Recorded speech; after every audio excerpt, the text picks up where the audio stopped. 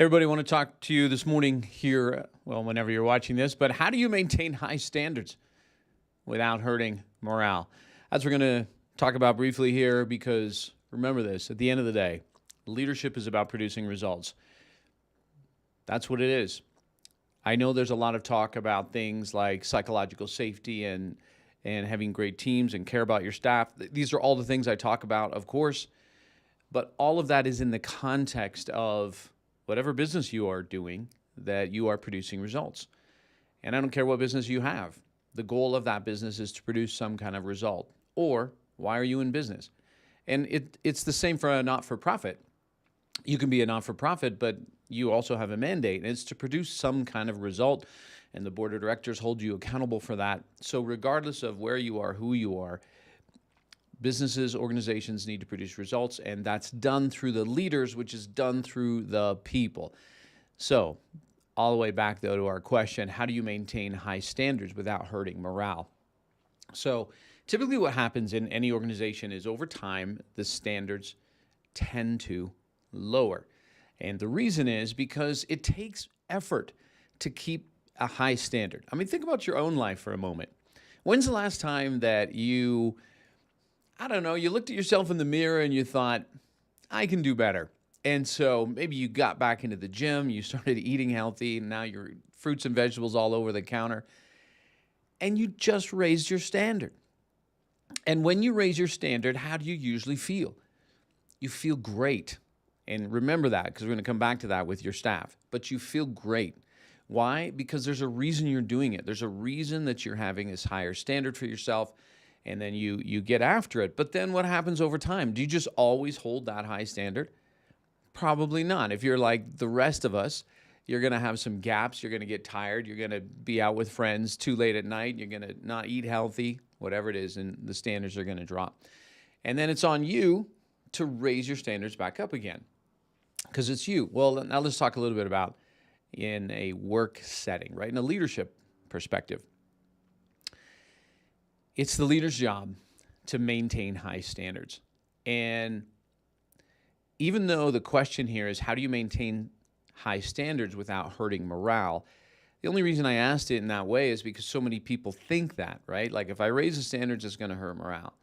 And in fact, when you do this right, you improve morale. Raising standards improves morale.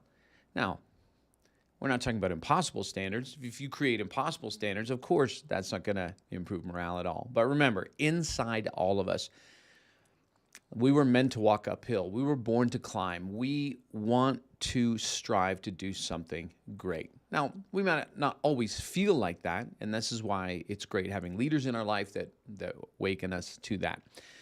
I remember I was a high school student. I was working at the golf course in my hometown.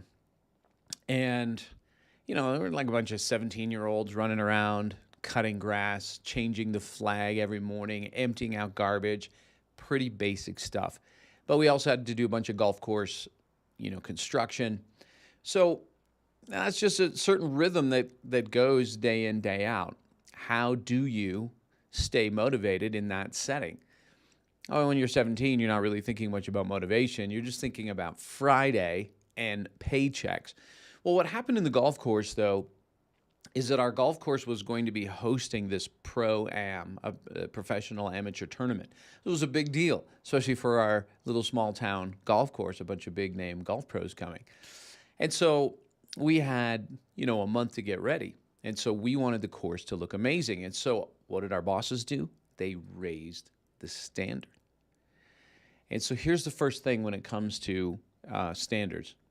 Well, first, you got to raise them, right? But secondly, and they've got to be clear what they are, right? If you're going to raise the standards, they've got to be clear. But then secondly, there needs to be a reason. Like we've got to have a good reason. And when I'm saying we, let's say I'm on your staff. We need a good reason of why all of a sudden you want to raise the standard. And if we perceive that it's just for you, right? If it's just to cover your butt or because you want to look good in front of your boss or you want to get that promotion, Well, that's not really going to do a lot for us from a motivational perspective unless you've built up so much great reciprocity in our relationship that, yes, we want that for you, right? So that happens, of course. But we want to know why. Like, why are we doing this? Because I'm going to have to put in extra effort, extra time, extra energy. And it doesn't have to be a financial thing at all. Like, in other words, to get your staff to buy into a higher standard, you don't have to give them more money for that, right? Because people, they want to do great things. And let's go back to the golf course. So our bosses raise the standard because, hey, this tournament's coming. That was once okay, now it's not. Hey, you see how you didn't cut the grass close to the tree and there's a little bit of grass sticking up that's higher right at the tree? Can't have that. I mean, it's things like this, like down to the detail. We're talking about a tree and golf course and multiply by 10,000 trees. You know, that's a lot of work. Anyways, we worked at this thing for, weeks. And I still remember, get this, I'm a 17-year-old kid. I'm driving around on the last day before this Pro-Am starts, and I'm looking around at the course, and I'm like, wow, this place looks amazing. I felt proud about that. I was part of the team that made this place better. I felt proud about it because there was a reason to the standards, and the bosses kept it clear about what the high standards were. Now, keep in mind that you might have heard me before in some of the other trainings I've done. I talk about the deposits and the withdrawals of leadership, right? It's like the bank account. When we ask people to do something, and this is true in your relationships too, when we ask for something from people, it's a withdrawal, right? We are asking them to give us something. More effort, more time, more focus, better, whatever it is they're doing, higher standards, that's an ask. And so what we want to do as a boss is we want to counter that with a deposit. And so those deposits, yes, they could be financial, but that's not the best way. That happens sometimes. Hey, let's finish this project, and if we do this, then here's the bonus. Okay, that sometimes happens, but you don't need that. What people need is those deposits that are, you care about them, you support them, you help them remember why. That's part of our job as leaders is we're just reminders of why. Hey, remember why we're doing this. And part of the reason when we are holding people accountable is that we really have to have conviction that this high standard is the new standard. And I say that because you might be watching this video and you're not the CEO and you don't run the company, and you get standards passed on to you, right? If you've ever been in middle management or first line management, front line, you know how that happens. And some of the things that might get passed down to you, you might think, what? Why are we doing this? Or why didn't someone ask us? Or this isn't really the best. And regardless of, whether you're going to go and speak up about that, but let's say you do and it's still the same, like, no, this is the new standard. You have to find a way to step into full conviction of that. Because if you don't, I'm telling you, you won't be able to hold people to a higher standard. Again, people don't mind being held to a higher standard, not an impossible standard, but a higher standard.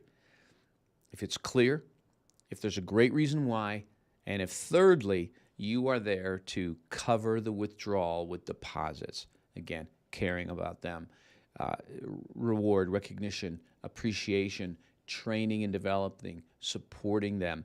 All of those things that balance out the greater ask. And if you do that, I'm telling you, people will rise to a higher standard, and then they will actually enjoy their work more. So it's not about how can I maintain high standards without hurting morale.